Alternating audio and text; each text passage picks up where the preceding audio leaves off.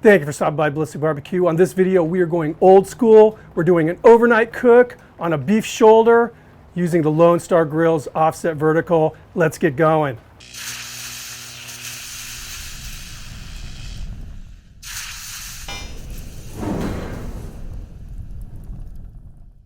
And I picked a rainy day for this cook, so it's going to be interesting. It's starting to come down.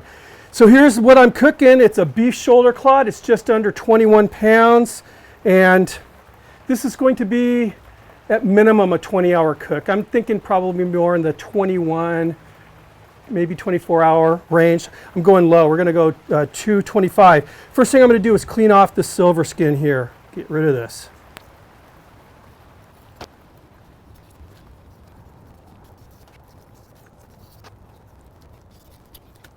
And that's looking pretty good. Let's take a look at the other side here. Just going to cut off some of these raggedy ends. And like stuff like this I'll save. I'll save this. It will make good stew meat, or even put it in a grind for some burgers. All right. Let's get the seasoning. So I'm going to season this with 2 rubs. The first one is by Lila and Mella. It's the Not Just for Beef rub. I like this. It's got great flavor. It doesn't have any salt in it, which is actually pretty darn cool because you can kind of add the amounts of salt you want. So let's get that on there, but this has got some great flavor. And I'll have links for anything I use in this video. Okay, now over that, I'm going to be using Meat Church's Holy Cow, and I have heard great things about this, but I've actually never used it. But they were selling it at my butcher shop, so I thought, yeah, I'll join the bandwagon, or get on the bandwagon, I guess it is. But again, I've heard nothing but good things about this Meat Church, so I'm looking forward to trying this out. Let's get this flipped over. So I got turned on to these beef shoulder clods. There's a little barbecue pit that's been in town here for, well, since 1947. This is what they cook. They don't do briskets. They do, you know, pork butts, pork ribs, chicken, and beef shoulder for their sandwiches and their beef plates. And their roots are actually in Dallas, Texas, believe it or not. It used to be, well, in Dallas, it was, if any old school guys out there, girls, Shoemaker's barbecue. And they opened in Dallas in 1928. And when the gentleman decided to retire in his late 80s, shortly after that, they closed in 1975. But in 1947, one of his sons, who had fought in World War II and was in the Navy here in San Diego, fell in love with San Diego and a young lady in Dallas, and moved out here and opened up a restaurant. And there were 4 at one time, or three or 4 at one time, but now we're down to 2 here in San Diego. One is in East County, the other one is in National City, if anyone is interested. But great place, and it's old school. I mean, it has that old school feel when you walk in there. And the interesting thing is they don't season their meat at all. They have these pits that are like, 50-some-year-old pits, and they let a lot of the kind of spirits of the past cooks season their meat. But then, like on their beef plates, they'll slice the beef or the sandwiches and then hit it with a mop of a pepper sauce. It almost looks like an au jus, but it's a black pepper sauce.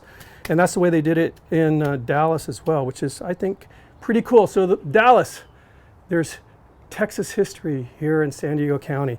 So let's get this in here. It's funny. Oh, Greg, I have a aluminum pan here that I just put this beef shoulder clod in that I intended on seasoning it in, but that's the way my brain works. Let's go ahead and fire up the pit. So like I said, on this cook, I'm using the Lone Star Grillz offset vertical. Thing is awesome. And I have a new kind of a toy, I guess you'd call it. This is Lone Star's new fire management basket, and typical Lone Star Grillz is extremely heavy duty. It's all steel with several holes. I mean, I think there's like 32 holes on each side, 9 holes in the back. For those of you who have the that propane assist, it's got a hole cut out. It lines up perfectly if you do have it. I don't. Expanded steel here that's removable, which is cool. So if it does eventually burn out, you can just replace it easily. Anyway, the whole theory behind this thing is it funnels the logs, the stick, you know, your splits, so that they don't roll to the side. They just keep going inward. So this is awesome. And we're going to start this up. I am going to kick it off with some lump charcoal in here first. Pushed in. All right, now the thing I've really been looking forward to, and that's firing this up. This was sent to me by Grillz. This is actually this is made for sous vide. They sent me a longer one for lighting pits, but this will be fine for this. So multi-purpose, but check this out. I mean, look at that. This, if you don't know what a Noveski fire pig is, Google it. I mean, this thing is cool. It's got that cool factor. Turn the gas on. There's a kind of a safety lever here that gets the gas going. Look at that. You can see that.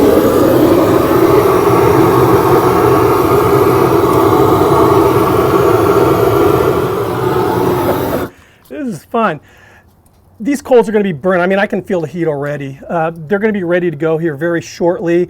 Then I'm going to throw a couple splits on, and we'll get that shoulder going.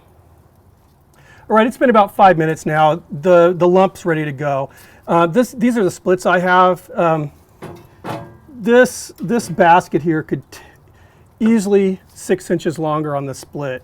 So let's toss those in. These are what I have though. All right, open up the dampers and we'll get this thing rocking. I always run this with the chimney stacks, the dampers fully open. Right now I have the damper on the firebox fully open, and just until I get those splits burning, and then I'll start kind of dialing in where I want it to be. So now a very, very bright sun has decided to appear. But looking off in the distance, I have a feeling it's not going to get any better than this. The clouds are rolling in. Anyway, it's been about 35 minutes or so, and we're running at 225, and that's where I'm planning on running this entire cook. Again, I want to go low, low, and slow. So let's get this thing on. Going fat cap down.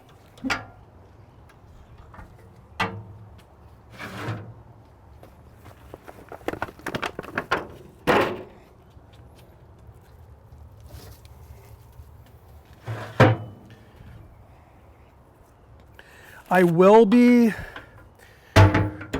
running a wireless pit probe in here so I can monitor the pit temperature throughout the evening.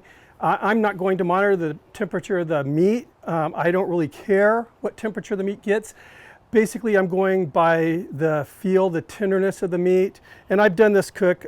There's not a whole lot of beef shoulder clod videos on YouTube, and I think like there's 3 or 4 of them that I've done, and this is a fun cook for me. It's just getting back to the old school way of barbecue, and I'm just going to keep the temperatures down really, really low all night. Every hour or so I'm going to feed it a split.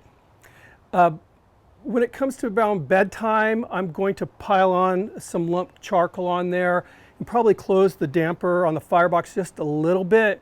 And that's going to give me probably a good 5 or 6 hours sleep.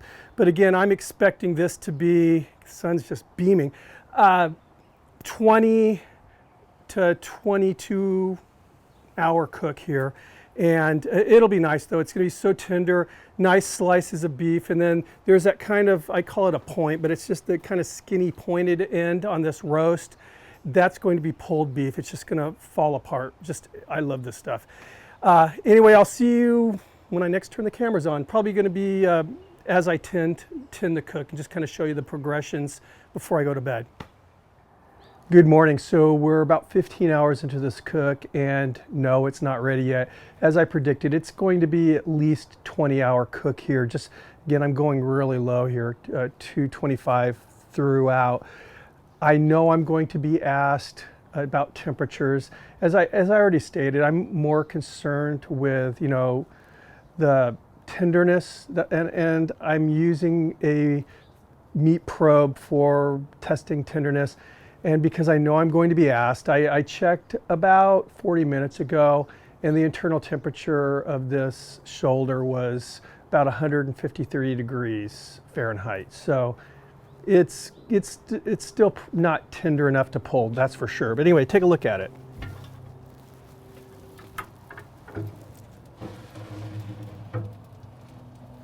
It's got a beautiful bark. And looking at the camera, the way the lighting is, it's kind of glaring a lot off of this, but it's nice. I mean, I'm really happy with this bark.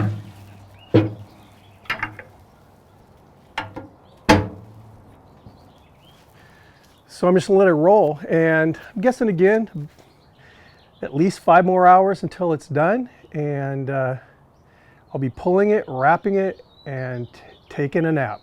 See you guys in a bit. So this cook ended up going 24 hours, and for those of you who are curious, I'm sure there are a few, I pulled it. It was 200 degrees Fahrenheit is where the tenderness I was looking for was at. Let's check it out.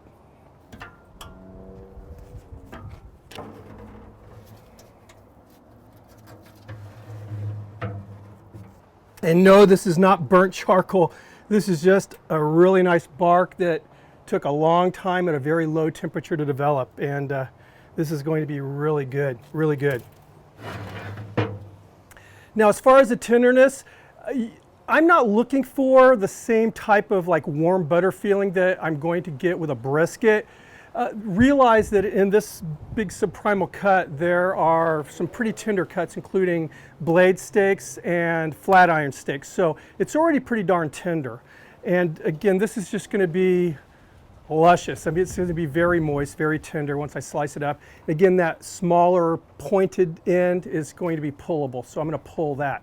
I'm going to go ahead and get this off. I'm going to wrap it in foil, let it rest a little bit, and then we'll slice it up and give you guys a try.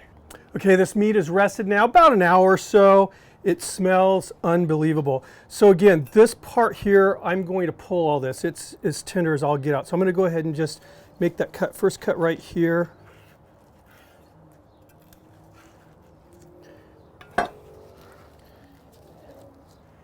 Look at that smoke ring. Okay, now check this out.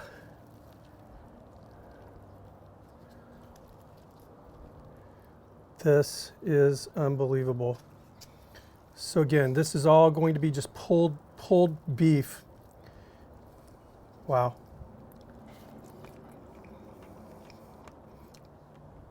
It's so juicy. Nice smoke ring. Perfect for like barbacoa, you know, like tacos. All right.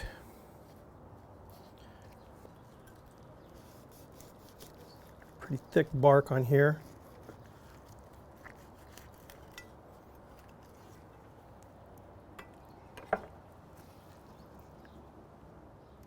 Nice. This is very, very, very, very tender. Anyway, guys, thanks for stopping by. Keep those requests coming in. If you like the video, thumb it up. If you don't like it, thumb it down twice. Sub if you haven't. And if you are subbed, make sure you guys hit that notification bell so you get the new videos as they come in. See you on the next video. Cheers.